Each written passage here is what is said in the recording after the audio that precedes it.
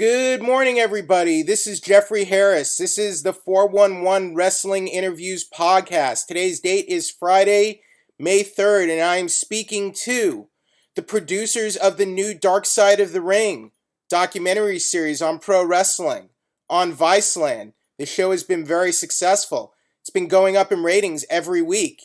And this is Evan Husney and Jason Eisener. Guys, good morning today, and could I just get you guys to introduce yourselves really quick? Sure. This is Evan. I'm the producer and co-creator of the show. And this is Jason, and I am director and also co-creator of the show. All right, guys, so the show's been running for a few weeks. It seems to be doing very well. How have you guys been enjoying seeing the fruits of your labor kind of unfold and just getting to see the response, which I think has been overwhelmingly positive? It's been wild. Seeing Dwayne Johnson respond to our show is a dream come true because we're both wrestling fans. We've been fans our entire lives, and just to kind of get that level of validation was overwhelming. And of course, just a few nights ago, we had our episode about the Von Erich family aired, and just seeing the outpouring of emotion and love that the fans have shown towards Kevin Von Erich for being so open and sharing his story is just awesome. And it's just great. It's just great to see people respond to this to our show. I mean, a lot of work and passion and love for the business went into it, so it's just awesome to see people digging it. Yeah, it's really cool to see I think some of our favorite comments are from the really hardcore wrestling fans who tell us that they show it to a loved one or a friend who the professional wrestling business or didn't really have an affinity for it, and by watching our show, it's made them appreciate the sport even more, and so that's so awesome to see that our fellow wrestling fans are being able to use the show as a way to kind of introduce other friends of theirs into this world. Now, in recent years, the docuseries has really seemed to rise to prominence, or I guess take flight, ever since I think Netflix's Making of a Murderer. What do you guys think about that, and why do you think the docuseries has become such a hot commodity as of late? It's. I think a lot of people just, it allows viewers to be able to, get into the deep dive on a really compelling story, and you see a lot of these shows like Making of a Murderer or The Jinx or something like that. And you just sort of see, these stories that can last multiple episodes, and people can just dive in and be able to see how the episode evolved, how the story evolved episode to episode. And I think it's also when it really comes down to kind of truth being stranger than fiction in a lot of ways.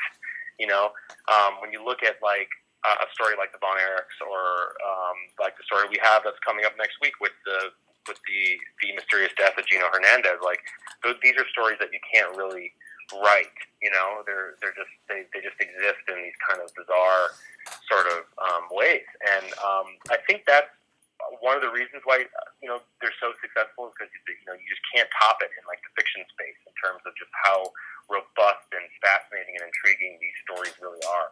And so I think that might be one of the reasons. Okay.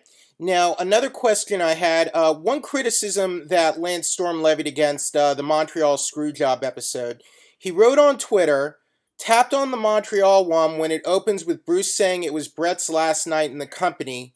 No, it wasn't. How can they buy such easily verifiable BS? Do you guys have a response to Lance Storm? Obviously we've heard a lot of the criticisms on the Montreal Screwjob episode. I think one of the things is I think one of the things why that story has endured for so long, I think a lot of people could go and read the Wrestling Observer and get sort of Dave's exhaustive, bullet pointed facts on the story. obviously we have the challenge of kind of condensing it into a 44-minute episode at the end of the day. But really, I think this story for us was fascinating in that everybody kind of has their own version of the truth of what happened that night, and how it kind of lives on as like the JFK assassination of wrestling in sort of ways. And it's like, you know, I don't know if a listing of the facts would have been as compelling, you know. And I think what Bruce meant, and maybe it was a combination of us kind of taking it out of context a little bit, but I think what he meant is like, because the way he phrases it, he sort of says, you know, it's your last night in the company, and I think he sort of meant it as kind of looking back in hindsight. I could be wrong. I totally could be wrong. And I know that's not factually correct. But again, looking at that whole situation more in macro, you know, going back to what Jason was saying about the feedback that we like, you know, that we've gotten on the show thus far, is predominantly the feedback that we're getting from the non-wrestling fans, but not like the people who don't know anything about this. Because, you know, hardcore wrestling fans, and for as many of them as there are, like us, there's not enough of them to really justify the existence of a show like this. I mean, you really have to make it appeal to people that aren't as familiar with these stories as we are. And so sometimes you have to condense information, you have to get things in. But at the same time, I think what's fascinating to non-fans is this idea that there's this one incident that took place, and that after 20 years, even though we've exhaustively looked at it under a microscope, that there's still aspects of the story people can't agree on, and people can't, you know, and there's always a different angle and a different approach to it. And so I think for us, like, that's was really fascinating, and kind of one of the things that we really wanted to blow out into telling the story. Like, you know, Scott Hall, for example, is another aspect of the story that gets a lot of heat, so to speak, in terms of why is Scott Hall, you know, in there. And the truth of the matter is like, you know, when we were talking to Scott about just being in the Randy Savage episode, which he's also featured in, you know, I just mentioned that, you know, we're doing this episode about the Montreal Screwjob, and then his response to us, you know, was just like total work, you know. And I was like, what? And he just went into detail on why he thinks that, and then it was just kind of too good not to include, because it also shows that there is maybe more of a divide than people think. And I'm not trying to be a conspiracy theorist, but we actually put a poll out there on the internet. It was like, so, you know, what does everybody think? And we were surprised how still after all this time, there's like 40%, I'd say almost, of fans that maybe want to believe or do believe that, you know, that it was. But we know from talking to Brett, I mean, my expert opinion is I don't think that's true at all. But it's just fascinating. From that, on a macro view, if you're looking at this from bird's eye view, it's just fascinating after all these years why this one thing, you know, not everybody agrees on. Jason, do you think Lance Storm is being unfair to you guys? I think he has the right to his opinion, but like Evan said, I think you know, it's like it is really like fascinating that this is like this one pivotal moment in wrestling where people have been so divided over all these years about like what really took place. Like that is just so singular to like the wrestling world. Like I can't think of any other sport or art form where that kind of like argument or conversation is like taking place after like all these years. So right. I love everyone's perspective on it. Well, what I would say in defense is that for all intents and purposes, that was essentially Bret Hart's last night at the time, was it not? Yeah, and I think that, you know, honestly, I have to go back to the transcripts, but I actually I would imagine that could have been the way that Bruce had even framed it in that one moment, was like, you know, okay, look, this is your last night in the company, you know what I mean, like kind of weighing that. But obviously I know that there has been, even recently, like just with, you know, the various podcasts that are now out there about wrestling, that there seems to be a lot, you know, Eric Bischoff, Bruce Pritchard, different people kind of weighing in on this thing, Dave Meltzer, and it's just fascinating as fans. I mean, you know, to hear still after all this time, just like so many disputes between all the parties that were involved, it makes it that much more fascinating. Now, my other question on that is, I guess my last one, is Lance Storm saying that Bret was scheduled for additional nights after what was supposed to be Survivor Series 97?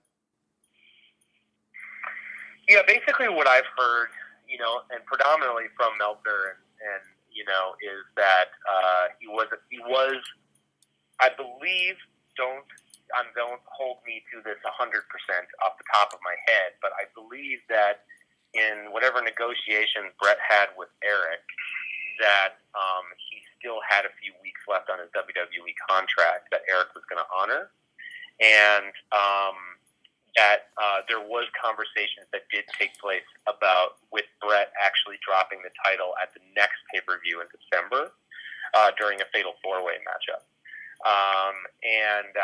But I think that detail is so granular, first of all. It is. It's a very granular detail, and we had a lot of those details in the episode, and it's just you have to pick and choose the ones that you're going to, dive into in order to communicate to fans or not to non-fans, rather, just viewers, who are going to try and understand the story and not get into the minutia of booking and shows. It is complicated. It's the most complicated story in some ways. It's more complicated of a story than the homicide story we've covered on the show, in just terms of the contracts and the dates and all those things. But I think the primary focus on the Montreal Screwjob in terms of what Vince McMahon was truly afraid of is not necessarily Brett, cavalierly walking on, WCW with the WWF World Championship. I think it's more symbolic of, Eric saying, we just signed the champion tomorrow night on Nitro. Where he says which he's done in the past, is saying we just signed the world champion. Everybody, he's coming here in a couple weeks. And that just in order for that to make the airwaves is just something that would be, just like Bruce says, sort of a kick in the nuts for WWF at the time. Okay, great. So the next episode is Gino Hernandez, and I believe the episode after that will be will be the Fabulous Moolah.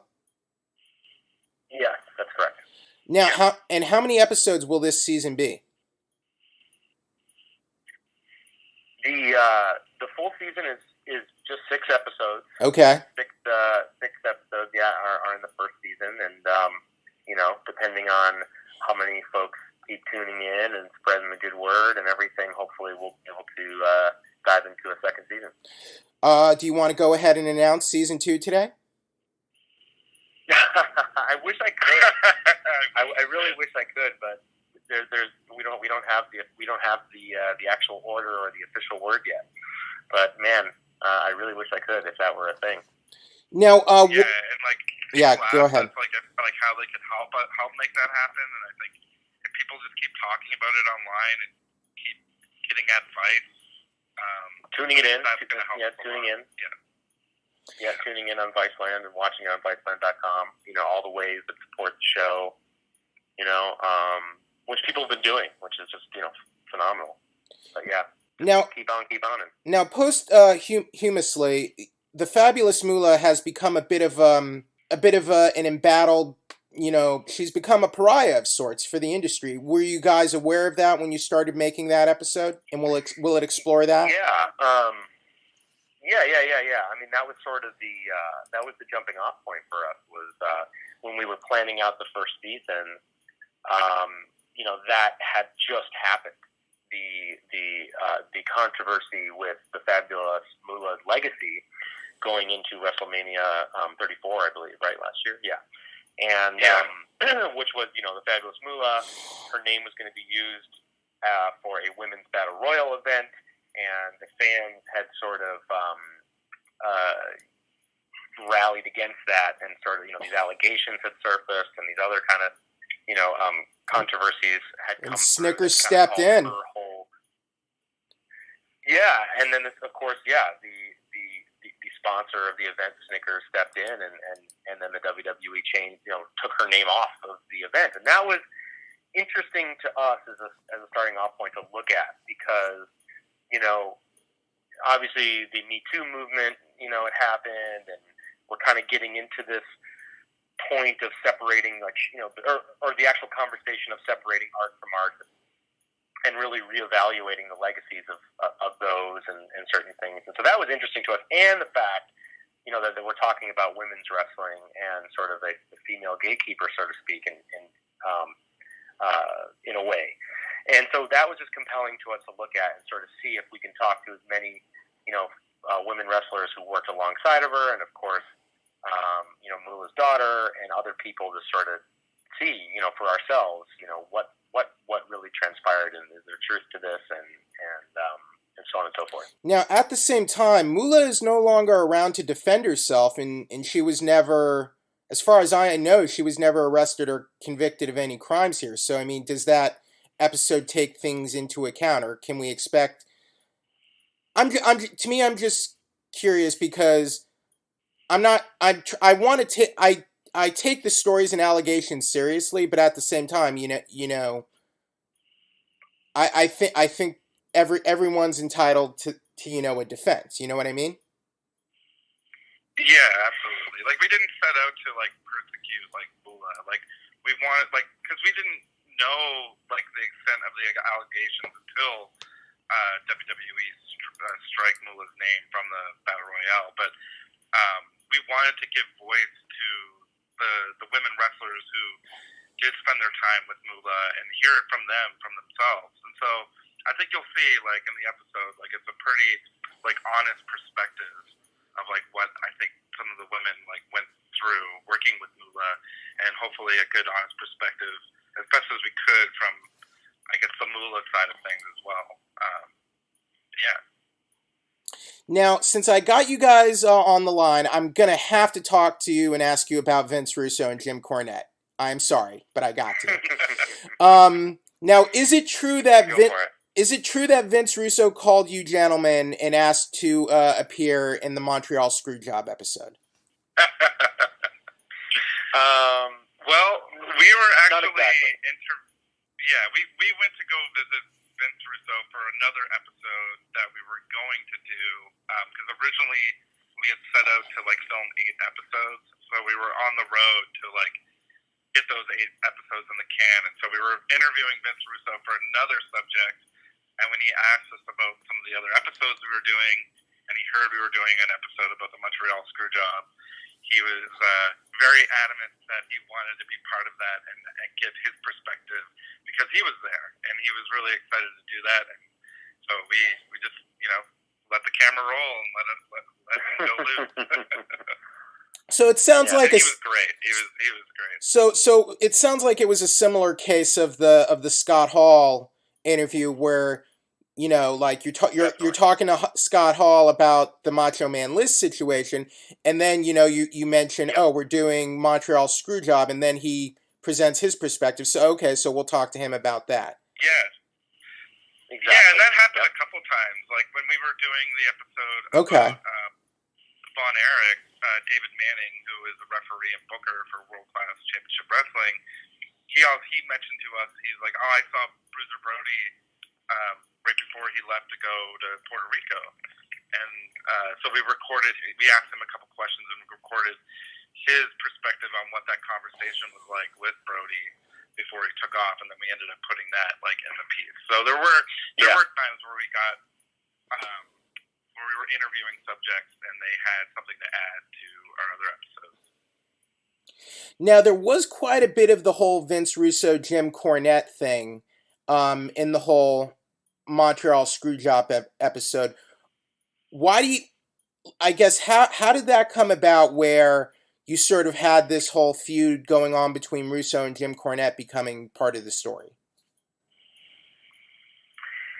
Okay, so I think it was something that really kind of emerged in the edit room as wow, these guys, really enjoy, for lack of a better word, shooting on each other, And it's interesting to us thematically, again, another sort of thing to examine that would be entertaining to someone who's not familiar with any of this, is there is kind of this weird motif in that episode where it's at the root of the Montreal Screwjob, you have, Bret Hart and Shawn Michaels, 2 guys that don't really see eye to eye and don't get along with each other. And then it's when you peel back the like layers of the onion, you know, with this story. You see, even at its core, there are two other people that can't stand each other and don't like each other. And so that's kind of like, Bruce has a line at the end of the episode where he says, like, well, you know, if two guys would have just got along, well, we wouldn't be sitting here today. And then that transitions into, you know, the sort of aftermath of Russo and Cornette, which is just kind of like, you know, driving that point home of just like, you know, here's these two other guys who just can't stand each other, and that's comical, but also, you know, just an interesting thing, an interesting aspect of the story. Would I be insane Oh, go ahead. I was just gonna say, like, just to cap that off. Yeah, okay. Also, just like really, it's just so. I guess it's entertaining to see how passionate, you know, how everyone is about the circumstances around this story in particular. And I think that also adds to the stakes of just like, you know, Cornette being a purist. Like, he takes this more seriously, you know, than anything, which, you know, and then Russo looks at it more utilitarian, I guess, or this is a job. You know, so it's lifestyle versus job. And I think that honor and the meaning of a champion and all those types of aspects are another core theme of like why that story is so interesting, I think, on a human level, you know. I digress. Would I be insane to believe the whole Russo and Cornette thing is just one big giant work? Yeah, actually, yeah. Because it's like, you know, everyone's fantasized about, you know, the idea of those two getting in a room, you know, and hashing it out and having it be an event that tickets could be sold and whatever, you know, or whatever, or even for maybe this episode. But I just know from the conversations that I've had with Jim Cornette that I don't think, trust me, this is very real for him. Yeah. You know? And as you know, Jim Cornette has a restraining order. He had a restraining order We've seen it suspended to him by the police. Yeah, we've seen it. He sells the restraining order, and I think gives the proceeds to charity. Yeah, he got served a restraining order that Vince Russo sent. But the fact that he's selling the restraining order kind of just, you know, kind of makes me think a little bit. But that's, you know, that's just one niggling thing in my mind. Though? Yeah. But isn't that what's sort of fascinating? That just kind of speaks to a larger thing about, you know, going back to the Moolah episode or even the Screwjob episode or whatever. It just kind of is such an interesting thing as fans, how we always want to believe it's a work. You know, we always want to believe this stuff is a work because it's just that much more insane, you know? And that's a huge characteristic of our show. Right. It's just like, you know, these are crazy human stories that happen at the intersection of a work and a shoot, you know, and what is real? I don't know. And sometimes we don't know for sure, you know, especially I think that's part of the beauty of pro wrestling, and when I think pro wrestling can nail that down. And I think in defense of the fans who think things is a work, I think in the last 20 years, more than anything, I think for better or worse, the wrestling industry has sort of at times conditioned fans to question or believe things in that way. So yeah, but that's just my view. So I think go ahead. Oh, I was just going to say too, like there were times when Evan and I we were on the road interviewing wrestlers that, you know, it would be we would walk away from some interviews and we would be questioning like what was the work and like, you know, what was a shoot, or, you know, did we just totally get work there? Like you'll see, like even in the Fabulous Moolah episode, there's a really interesting moment with Wendy Richter, who had, I guess you could say, like the screw job happened to her before the Montreal Screwjob, with the match between her and the Spider Lady. And you'll see there's an interesting moment where like Wendy still to this day tells everyone that she didn't know that it was Fabulous Moolah underneath the Spider Lady costume when she forcefully was pinned down and lost the women's title. But you know, she also you see fans like that. Yeah, you see the fans like cheering. Moolah. Yeah, that it's Moolah. Yeah. Yeah. Now, But she said that, she said at the beginning of her interview, she's like, I protect this business like I would protect my country. And so you're kind of like, like maybe you are still, very much protecting it. And that's really fascinating. I love that stuff. And I love, like, we love, like, just like, that idea of when wrestlers used to also, like, keep their families in the dark about wrestling, and that they wouldn't smarten up their families to the business, and that is so fascinating. That some wrestlers' family members would go to their matches and think that that they were like juicing for real and like really getting hurt. Now, were there any ideas or episodes that had to be left aside for this season that you might have picked, but there just wasn't room for them? I mean, the main instance of that was just being in production, and things change, and you have to make some compromises and sacrifices along the way, and that unfortunately was the case for our Dino Bravo episode that we had done, and it's not finished. It's probably, I would say, around 75% finished, and it was an incredible story, and we had access. And for those who aren't familiar, Dino Bravo was this he was the Hulk Hogan of Montreal in the 70s. He was a huge attraction in the 70s, and then when the 80s rolled around, and he was sort of more towards the end of his career, he was in the WWF, where he sort of had a loaded mid-card kind of position. But after he was released from his contract, he got involved in sort of the criminal underworld in Montreal, and he was tragically executed in his own living room in Montreal. And so that we dove into and told that story and interviewed some people who've never been on camera and some other sources, who reported on the story and things like that. And that one we just unfortunately weren't able to finish. But again, season 2, everyone, if people keep hyping it and tune in, that's definitely going to be the first. It's hard to ignore. As much as I'm a wrestling fan and I love wrestling, it's a very harrowing, just rough business at times, And it's interesting to see a lot of these stories come to light here. I mean, it is. Yeah. I mean, it's like, I think it just is one of those things where obviously the time and the place, 80s, 70s, 80s, a little bit of the early 90s. The world was a different place, and people's lifestyles were much different. We know a lot more now than we did then, especially about, brain injury stuff and whatever, but also just the lifestyle. You look at rock stars that lived the rock star life in those decades. And I think when you combine the rock star lifestyle with just the heavy, demanding travel plus physicality of wrestling is when it just kind of, all of those aspects together, I think was just a hard lifestyle, create like a very big highs, big lows kind of situation.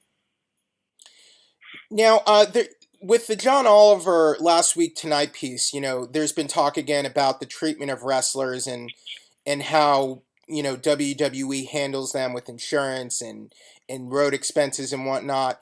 Now, I don't know if you guys have any insight on this, but do you know what is it exactly that would keep wrestlers or sports entertainers from getting included into the Screen Actors Guild? Is it the live TV element? Is it the sort of semi-sports element? Do you guys? I'm just curious, like, why what is the roadblock that would keep wrestlers from getting that? I don't know, like, definitively.